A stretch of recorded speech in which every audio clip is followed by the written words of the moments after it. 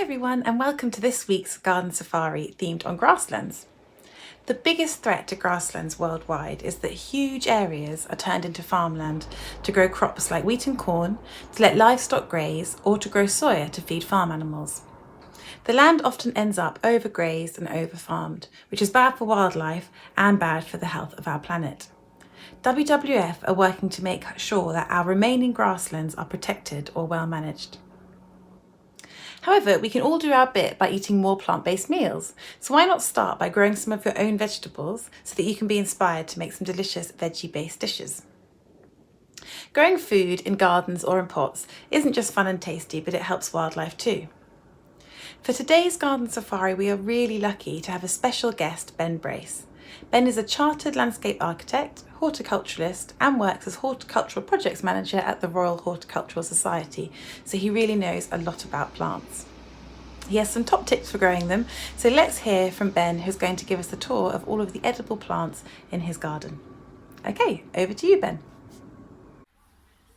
Hello, Ben Brace here in my garden in Horsham, West Sussex.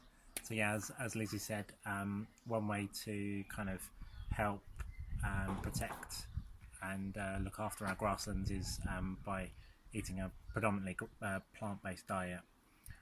I've been a vegetarian for about 5 or so years, and one of the kind of easiest ways to supplement that diet is by growing your own. You don't have to have a lot of space to grow your own, so I'm just going to take you on a whistle-stop tour of my kind of patch to give you some tips and ideas as to these different ways you can grow your own. First up on the tour is this little apple. This is an apple I rescued from my grandmother's garden. It's a specific variety that only grows small, so it will live in that pot.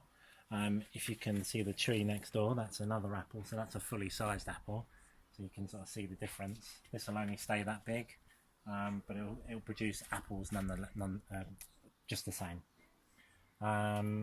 And if we wanted to scan down here, there's a few interesting little bits. So this guy here is a courgette. That's quite an old variety, but it's nice and productive, and yeah, you can eat these flowers as well. Just make sure you don't have the baby courgette behind the flower, that's all, but they taste nice, stuffed with risotto rice and things like that. We've got an interesting tuber, like a potato, which is a ground nut or cinnamon vine, so that'll produce little baby tubers later on in the year, which I'll dig up. So yeah, that raised bed I constructed a couple of months ago, nice and simple, and yeah, just put some soil in there and things just like to grow. On the idea of kind of container growing, so I do grow a lot of things in containers. Potatoes, they're super easy to grow in containers. This one's just in an old IKEA bag, or a sort of IKEA bag that I picked up from Chelsea Flower Show a couple of years ago. They'll be ready when the foliage dies down in a couple of months or so. This is Chilean guava. So this has a little white flower there. This produces little kind of berries, little strawberry shaped berries. Tastes a bit like strawberry, but crossed with a blueberry as well. Much like the apple just there, this is a really small growing raspberry, so that's a specific variety, but that produces berries a bit later on in the year. Super easy, and that will live in that pot for years to come. Following on that same kind of trend, this is a dwarf mulberry. So if you've never seen or tasted the mulberry, it's one of my most favourite fruits. You can't get it in the shops, you have to grow it your own, and it just tastes marvellous. It's like sweet, it's gummy, it's just delicious. So that's my favourite plant. Excuse me. One of the most easiest things to grow is basil in a pot. So this is purple basil and just ordinary green basil. Smell pretty much the same. but yeah, they're really easy to grow. Nice bit of sun, not so much, not a lot of water, and you're away. Perfect for your spaghetti bolognese. One of the most critical things is to introduce flowers into your plot if you can, and that brings all of your pollinators, all of your beneficial insects. So I've got quite a few kind of simple flowers there, ready for hoverflies, bees, butterflies, moths, etc. So they're all different varieties of plants there. So moving along into kind of like the main veg patch, we've got some beetroot here, so this will be ready pretty soon. This is an orange coloured one, so a bit different from the red one, so that'll be ready in a month or so. We've got these two things are OCA, which is a South American tuber, much like the groundnut. The cinnamon vine, which produces kind of little knobbly potatoes at the end of the year.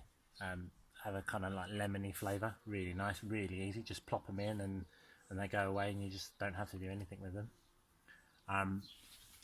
You can even grow those in pots, like I'm doing here, so you can see the difference in growth. And again, just plonk them in a pot.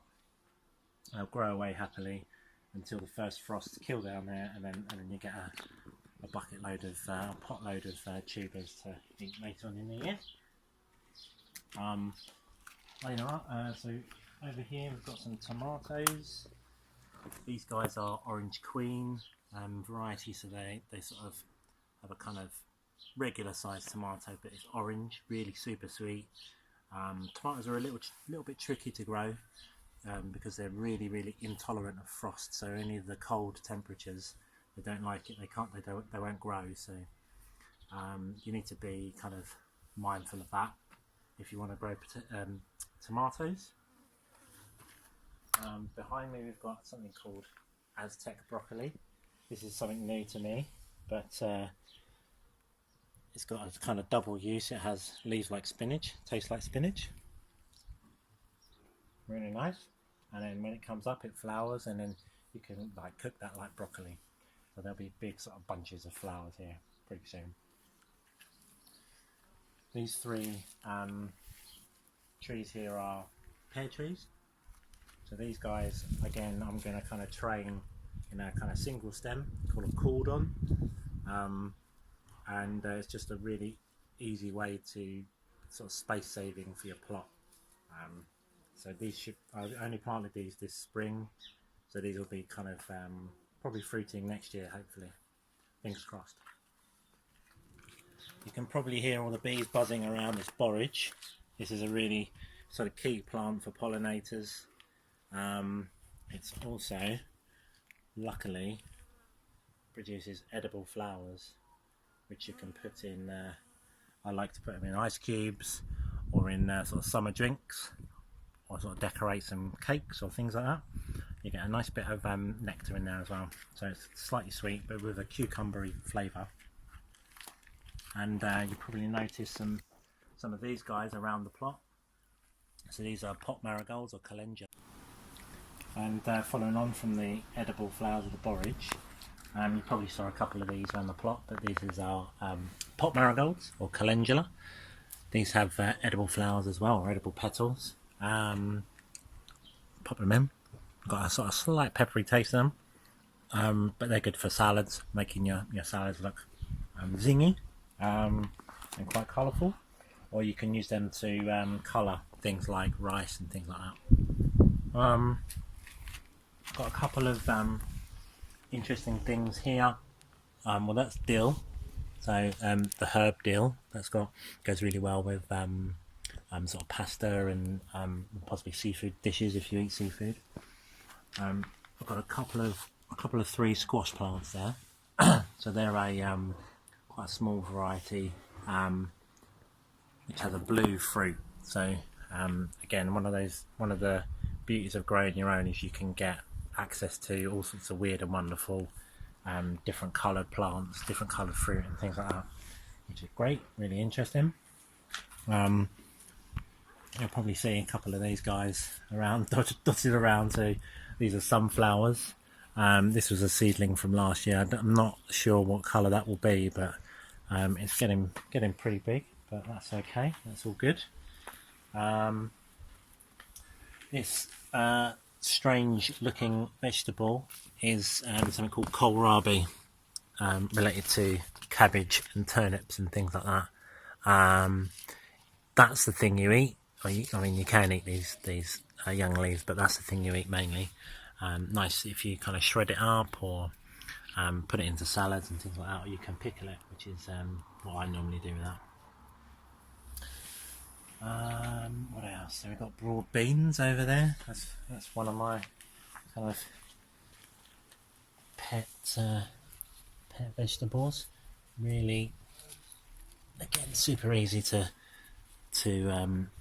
grow, and you get loads of protein packed beans and peas for not a lot of effort. This is another compact sort of small growing variety, really called the Sutton. Really easy to grow. Pop them in November and then they grow up. Lots of black fly there, but I don't mind a few because that's good food for ladybirds and lacewings and things like that. Yeah, you just got to be tolerant of those sorts of things. I'm just kind of going back on that whole growing things in containers.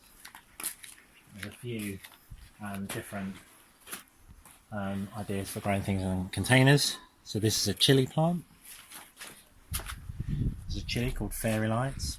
So it has all different coloured chilies later on in the year. Chilies are one of the easiest plants to grow in pots. Like super duper easy. That's another chili plant, different variety, as you can see, but they'll grow happily in that. Try that mouth of a broad bean.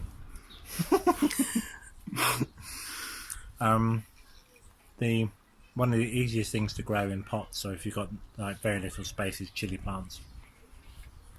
So this is one called Fairy Lights. This one has lots of different coloured fruits later on in the year, and just starting to flower now. But that will grow happily in that sort of size pot, and that will give you, countless chilies to pop in your chili con carne or whatever you like to put a bit of heat into. This is a different type of chili. This is an Arnhem chili, so that will grow like longer fruits, sort of red ones, bit more peppery. Herbs are really super easy to grow in pots or even old tins. This is basil. Just that sits on my windowsill in the kitchen. Just pick off a few leaves when you need to, and that will sit here happily in that. This is a special tomato. So this is a very dwarf tomato that will get that's as big as that will get. That's a little cherry tomato, but that's again kind of if you think about tomatoes, they're quite big plants. This one won't get tall at all, so that could sit really easily on a windowsill. Really super easy. And another thing for containers is mint.